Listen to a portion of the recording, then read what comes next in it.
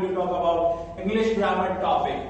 Okay आज के इस वीडियो लेक्चर में हम बात कर रहे हैं जो हमारा इंग्लिश ग्रामर का जो टॉपिक है वर्ब की वर्ब्स क्या होती हैं, कितने टाइप्स की होती है, कैसे इनका यूज होता है, ठीक है, वो हम डिस्कस करेंगे इस वीडियो में। तो वीडियो को लास्ट तक जरूर देखना और वीडियो पे नए हो ना तो जो सब्सक्राइब का बटन है उसको क्लिक कर देना, ठीक है। तो स्टार्ट करते हैं दोस्तों की व्हाट इज अ वर्ब, की वर्ब होती क्या है, क्या इसके यूजेस होते हैं। तो यहाँ पर देखेंगे कि वर्ब क्या होती है।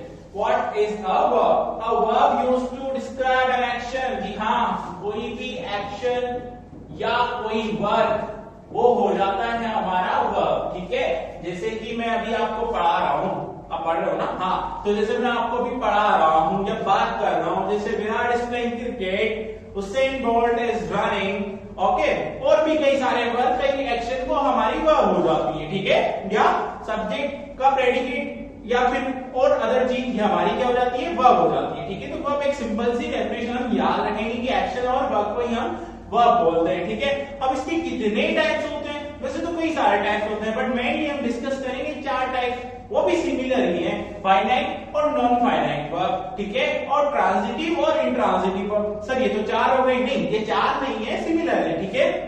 फाइनाइट या नॉन फाइनाइट पढ़ लो, ट्रांजिटिव या इंट्रांजिटिव पढ़ लो, चारों को मैं आपको बता देता हूँ डिटेल में कि क्या होता है, इनके एग्जांपल्स भी मैं आपको बताऊंगा, तो टेंशन लेने की बिल्कुल जरूरत नहीं है दोस्तों, बस आपको वीडियो को देखते रहना है। अब आगे देखो यहाँ पर कि सबसे पहले हम पढ़ रहे हैं कि फाइनाइट वर्ब क्या होती है। हमारी जो फाइनाइट वर्ब है ना, कि फाइनाइट वर्ब क्या होती है, इसकी डेफिनेशन क्या है। The finite verb is the actual verb which is called the roots of the sentence. It is a form of verb that is formed by or refers to a subject and uses one of the 12 forms of tense and change according to the number of person of the subject. So guys यहाँ पर देख लो कि इसकी definition क्या है कि जब भी आप एक सेंटेंस में एक सब्जेक्ट होगा और एक ऑब्जेक्ट होगा, क्योंकि दोनों चीजें होगी तभी तो मीनिंगफुल सेंटेंस बनेगा ना। मैंने बोल दिया कि रोनाल्डो इज प्लेइंग फुटबॉल, तो जो रोनाल्डो है वो हो गया सब्जेक्ट ना, कर क्या रहा है, वो खेल रहा है, तो ये हमारी क्या हो गई, he is playing, it's mean it is our verb, ठीक है, वो हमारी वर्ब हो गई। और क्या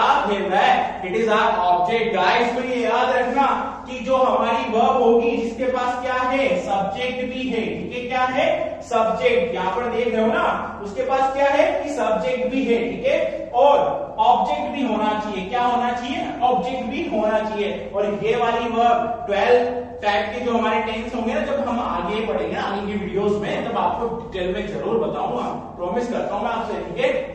तो याद रखना कि फाइनाइट में क्या है, सब्जेक्ट होना चाहिए और होना चाहिए ऑब्जेक्ट, क्योंकि ये दोनों मिलकर फाइनाइट वर्ब का अच्छे से मीनिंगफुल सेंटेंस क्रिएट कर सकते हैं। तो ये बात आपको ध्यान रखनी है, ठीक है। और ये इसके अकॉर्डिंग चेंज होंगे, ये नंबर और पर्सन ऑफ द सब्जेक्ट, ठीक है, ये याद रखना, पर्सन और नंबर के अकॉर्डिंग आपको चेंज करना है। यहाँ पे एग्जांपल देख लो दोस्तों, Alex went to school, Alex school गया, तो उसको जाने दो, लेकिन अपन सेंटेंस के बारे में बात कर लेते हैं। जो एलेक्स है वो हमारा क्या हो गया, सब्जेक्ट, ठीक है ना। यहाँ पर जा रहा है, कौन जा रहा है, सब्जेक्ट हमारा एलेक्स जा रहा है, तो रिलेट कर गया ना, जो वर्ब है वो सब्जेक्ट से भी रिलेट कर गया, और कहां जा रहा है, वो जा रहा है स्कूल जा रहा है, ठीक है, तो ऑब्जेक्ट भी हो गया, तो ये ऑब्जेक्ट से भी रिलेट कर गया। तो फाइनाइट वर्ब में सिंपल सा सब्जेक्ट भी होगा और ऑब्जेक्ट भी, यानी आपका प्रेडिकेट भी होना चाहिए, ठीक है, सेंटेंस का प्रेडिकेट भी आपका होना चाहिए, ठीक है, ये बात ध्यान रखनी है। तो ये फाइनाइट वर्ब हमारी हो जाएगी दोस्तों। इसके बाद हम बात कर ले नॉन फाइनाइट की, किसकी बात कर ले, नॉन फाइनाइट, ठीक है, कि नॉन फाइनाइट वर्ब क्या होती है। तो यहाँ पर देखो, the non finite verb is not an actual verb. अच्छा, ये लोग बोल रहे हैं कि ये वर्ब होती नहीं है, तो क्या होती है बता दो, बता देते हैं कि ये क्या होती है। They do not work as a verbs, और ये verbs की तरह वर्क नहीं करती है। जब वर्ब ही नहीं होगी तो verbs की तरह कैसे एक्ट करेगी, करेगी क्या, नहीं करेगी। तो किस जैसे ये एक्ट करेगी मैं बता दूं आपको, verbs in the sentence rather they work as noun, adjective, adverbs, etc. Non-finite verbs do not change according to the number person of the subject because these verbs also called verbals do not have any direct relation to the subject. हमारी जो finite verb थी ना, उसका relation था, उसका relate कर रही थी वो किससे, सब्जेक्ट और ऑब्जेक्ट से। लेकिन जो हमारी नॉन फाइनाइट है ना, वो रिलेट नहीं कर पाएगी किससे, सब्जेक्ट से। तो कहां से वर्ब होगी, क्या नहीं होगी दोस्तों।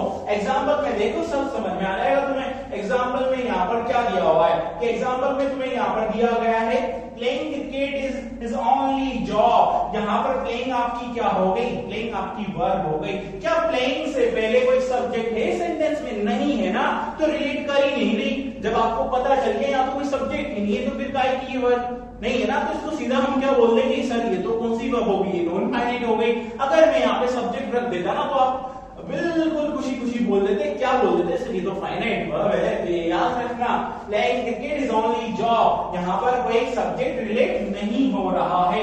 तो यही तो हमने डेफिनेशन में पढ़ा था कि सब्जेक्ट से कोई रिलेट नहीं कर पा रही है। तो ये हमारी कौन सी हो गई, ये हमारी हो गई non finite verb. I hope कि आपको फाइनाइट और नॉन फाइनाइट में डिफरेंस समझ में आ गया होगा। अब ट्रांजिटिव की बात कर ले कि ट्रांजिटिव क्या होती है और इंट्रांजिटिव क्या होती है। वो भी सेम होती है नॉन फाइनाइट और फाइनाइट की तरह, ठीक है, ज्यादा कुछ डिफरेंसेस उनमें नहीं है दोस्तों। तो यहाँ पर देखो कि ट्रांजिटिव वर्ब क्या होती है हमारी, जो ट्रांजिटिव वर्ब है वो क्या होती है, ठीक है।